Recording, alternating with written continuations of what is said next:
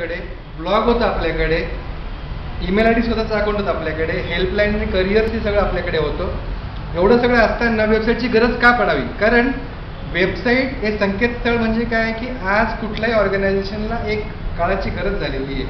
आधुनिकतम या युगामध्ये आपल्याला जर आपलं स्वतःचं अस्तित्व टिकवायचं असेल आणि जास्तीत जास्त संख्येने जास्तीत जास्त लोकांपर्यंत पोहोचायचं असेल तर बाकीचेच माध्यमं काय यांच्यावरती परकीयत्वाची मालकी आहे. फेसबुक दुसऱ्याचं आहे, उद्या उठून त्याने बंद केलं आपला सगळा डेटा लॉस आहे. पण आज आपण आपल्या मालकीचं जे हक्काचं स्थान आहे, जसं आपलं हे हक्काचं स्थान भारतीय माजी सैनिक संघटना आणि स्वातंत्र्य सैनिक यांच्याकरता एक हक्काचं व्यासपीठ आपल्याला हुतात्मा स्मारक मिळालं आहे. ही फिजिकल जागा आहे, ही आपल्याला लॉजिकल जागा मिळते. म्हणजे आपल्याला इंटरनॅशनल लेवलला आपण स्वतःला लॉन्च करू शकतोय.